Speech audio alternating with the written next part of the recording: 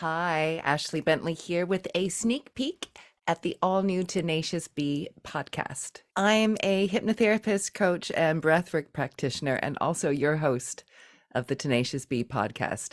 So, what is Tenacious Be all about, you might be asking? Well, my goal is to bring you a unique podcast experience, really getting to the heart of the human condition, one guest at a time. So each hour long podcast will feature a different guest related to whatever theme we happen to be looking at. So we'll be looking at a lot of different themes, focusing on different topics. Some of the future topics will include psychedelics, neuroscience, Buddhism, and we'll also be exploring different schools of psychology. Our first themed series will be focusing on arts and mental health. And the name of this series is called Zen and the Art of the Mind.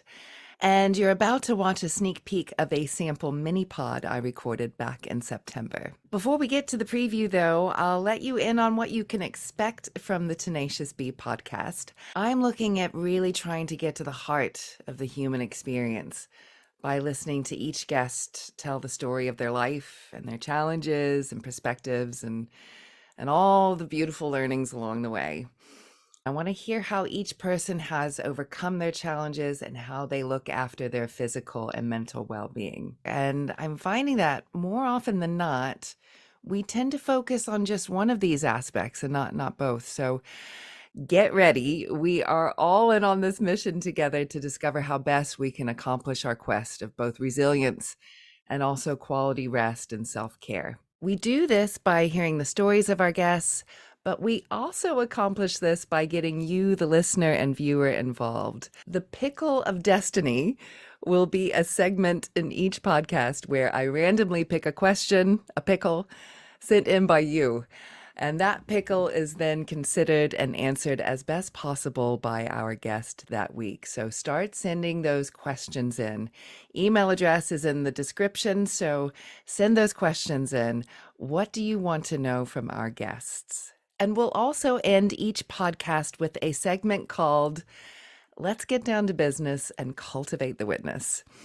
Now, cultivate the witness was a beautiful phrase uttered quite often by the late, great Ram Dass. And it's just a beautiful reminder to be present. So the last 10 minutes or so of each episode will be either a guided meditation or a yoga nidra or a guided hypnosis to help you cultivate the witness within you. And we strengthen our resilience through the stories of our guests, and we deepen our rest and self-care through cultivating the witness at the end of the podcast. So I'm really looking forward to doing all of this with you. And each guest is going to have an opportunity to be involved in cultivating the witness as little or as much as they want. So that's what you can expect from the Tenacious Bee podcast. And now I am very pleased to show you a clip from a mini pod conversation I had with the lovely Valerie Miller, who will be our very first guest on the first full-length podcast, which will be released in January. Now, Val is a lyricist, a rapper, an artist, an entrepreneur, a mother, a TED Talk speaker, and one of my dearest and closest friends. And I couldn't think of a better person to kick off this podcast with. It's always an interesting conversation with Val. So enjoy this quick clip. And I can't wait to bring you the full podcast in January, kicking off with Zen and the Art of the Mind series on arts and mental health. Here, Val talks about discovering her OCD and how that impacted her craft as an artist. Enjoy. Yeah, so rapping, rhyming, and the rehearsal of lyrics has become one of the greatest tools that I personally have for managing my OCD. So, OCD is something that I had all through my youth. I never knew what OCD was at that time, but how it presented in me in my younger years was just through tics. I had various tics. And then it was after my son was born when I was 18, where it really came in a much more severe way, where I began to experience the intrusive thoughts, which is typical of OCD when it's more severe. And at that point, I actually learned in fact, the year where that happened to me was when the term obsessive compulsive disorder kind of came into the mainstream. You never really heard it before then. So I Yeah. feel quite blessed that as I was experiencing it, this documentary came out in the BBC, and I'm like, oh, this is what's happening to me. So I started to kind of have an understanding for what it was, and I really, really battled in quite severe ways for a few years. Now, one of the tics that I had was repeating things in my head, and it could happen anytime. Sometimes it was when someone was talking to me, and sometimes it was when I was just having a thought. So, say, for example, I would be having some thoughts, maybe planning what I was going to be doing, and I would maybe then think, so I'll have an early night tonight. And then that could just go on a loop. And now my brain's going, so I'll have an early night tonight. So I'll have an early night tonight. So I'll have an early night tonight. And, that kind of was just like a normal way to live for me. But it was, obviously quite interrupting. Yeah. And there's some kind of not healthy about having no control over a loop like that in your brain. But it was also something that was kind of comforting, for it, almost like a security blanket for my brain when I Yeah. would go with those little loops. Yeah. Now, when I discovered rapping, and I would write quite complex lyrics, and I would want to learn them to be able to perform them without reading off a piece of paper. So I would, when I was driving or when I was going to sleep, I would just be repeating a verse until I had it logged. Now, over the years, that became obsessive in itself, but in a way that that felt way healthier, and it had that kind of productive element, and I would end up with a great piece of art and able to perform maybe like 12-minute pieces of performance poetry, and able to have this recollection of all the words because of I've gone over and over and over it for hours. So yeah, I've kind of always known that that's been happening, but more recently, and the more I've really started to seek to understand what obsessive compulsive disorder is and how that presents in me, I'm really, really starting to take stock of what a gift finding rhyming and the rehearsal of lyrics has been for my mental health. Yeah. Amazing. Amazing. So taking a challenge and channeling it into the creative process, having it work for you rather than against you. Um, Uh, that's amazing. And it's so interesting. I don't think you and I've spoken about this yet, actually. I've had a sort of aha moment in my own life where I've realized a big catalyst for sort of a lot of lifelong issues for me started when I was about 5 years old, and I had an intrusive thought that I could have an intrusive thought. It was so meta, and it freaked me out so much, and I just thought, oh my gosh, I don't have control here. Who's in control? I thought.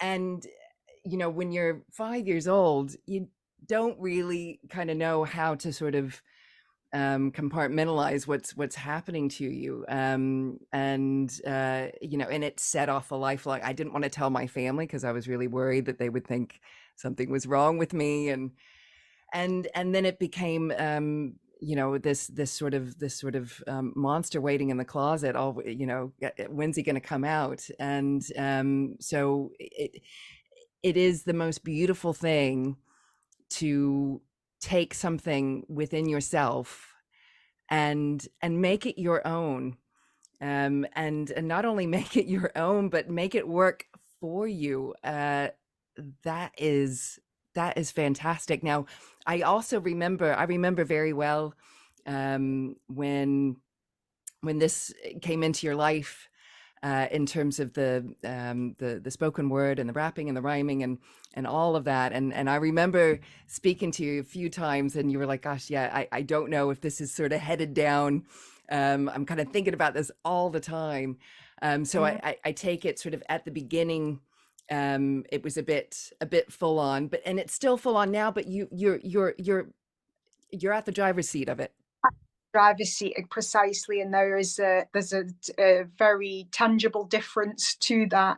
And in the beginning, I went off the rails for a few months, and it was a little scary because it was very familiar. I knew what was happening, and it was kind of all consuming, but it was also, I allowed it to happen because it was so incredibly exciting that what I was experiencing was like something just burst open inside of me. And it was really overnight. It came out of nowhere. I didn't try and be a rapper. I was always very, very much into raps and lyricism, and would read lyrics and study it, but I didn't know I could do that, and I never tried to do that.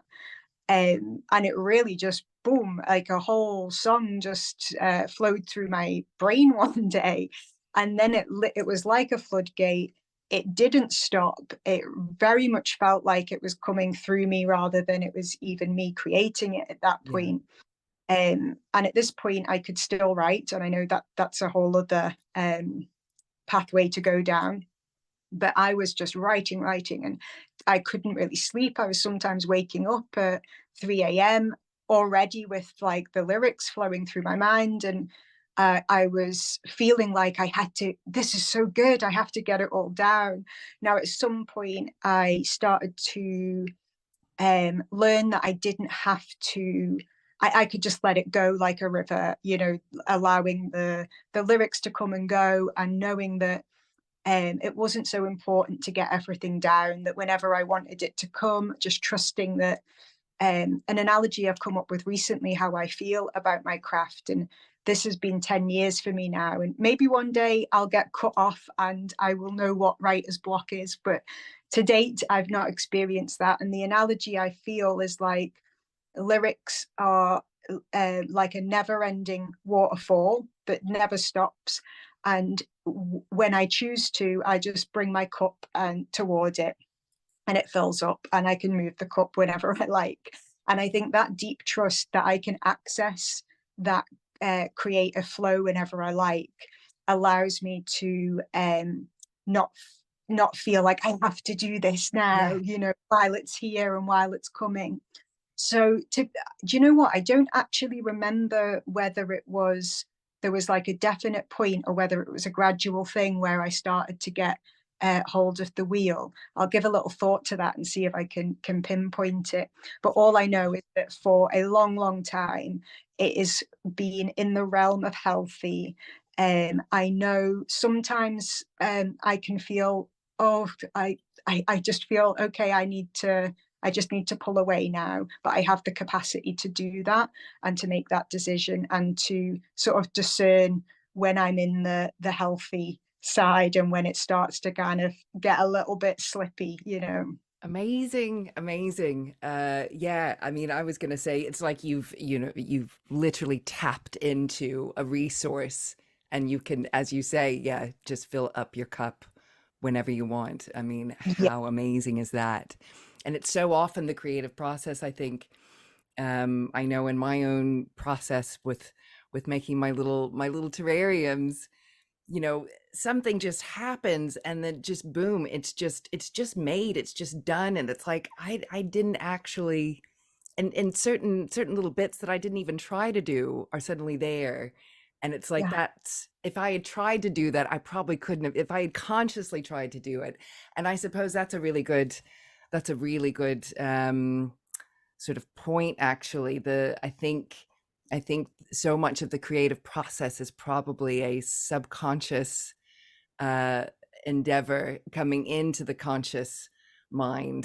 Yeah, and I think that's also where a lot of the neurodivergence is happening. We have more access to our subconscious than a neurotypical person. So yeah, I think that river of your subconscious is just, it sounds like it's a never-ending stream, and we are blessed to witness and hear everything that you've got to say.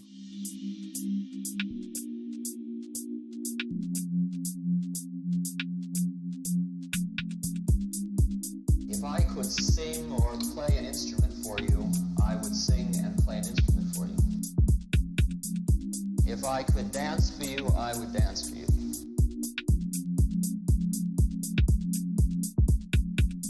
If I could paint for you, I would paint for you. But my thing is words. But the problem about words is that you may listen to them. And that would be a mistake.